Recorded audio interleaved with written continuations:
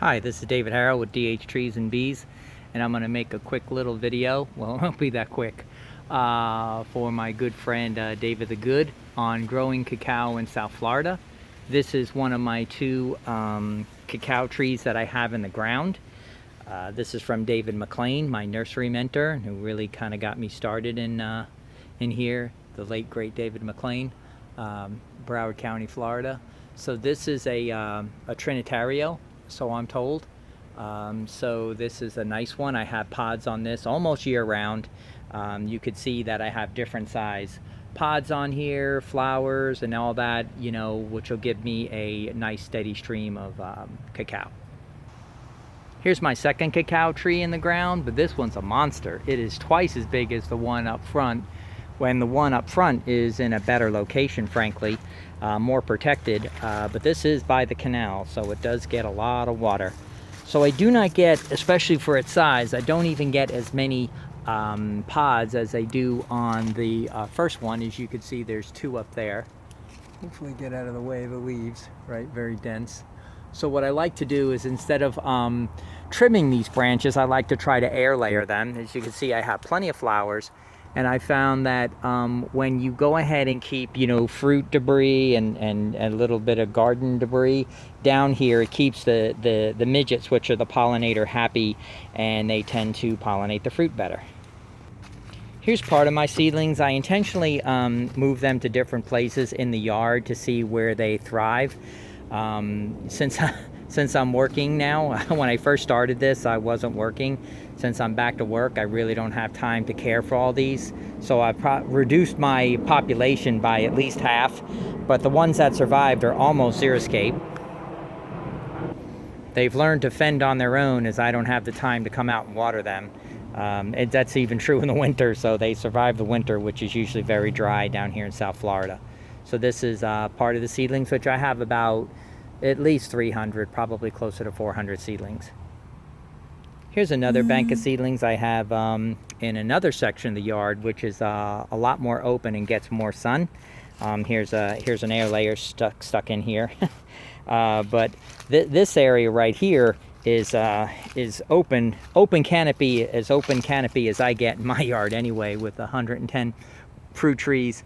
You can see that's probably the most open canopy that I'm gonna have in this yard, with 110 fruit trees on a quarter acre.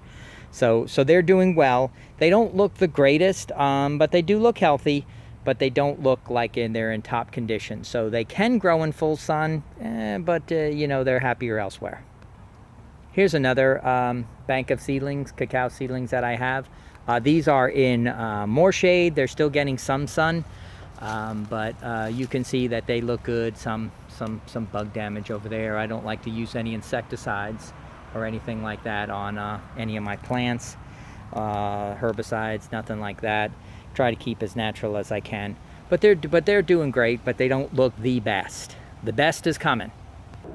So here we are at the best location. As you can see, they are in heavy shade, right? So here's my house right there. So they're blocked from the sun there. And even in the afternoon sun, there's a couple of big mangoes, and then a night blooming jasmine, and even a gardenia.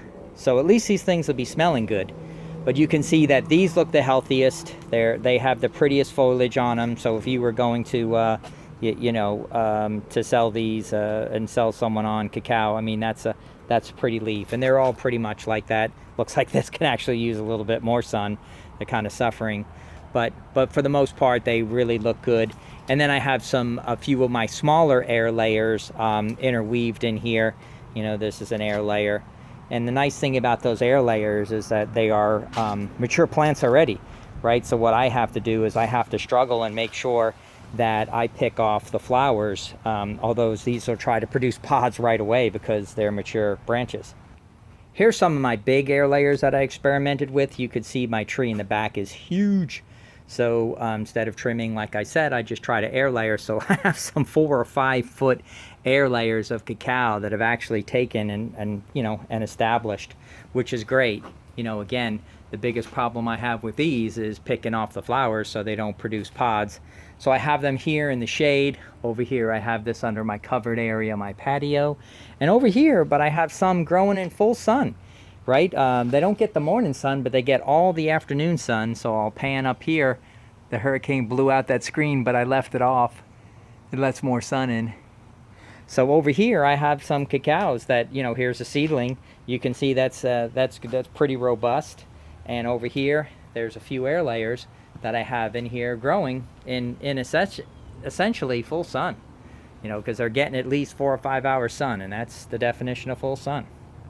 I'll conclude my pro grow cacao in South Florida video with the ones that I'm growing inside. You can see that these plants are doing great here. They've been here for several months. Actually, I might even have to pot this one up. They like a nice sunny window and a lot of water. I found that this is the best place for them in my house. As long as you didn't have a cold, drafty window, they will do good in any sunny window. Okay, thank you very much for watching. Have a great day.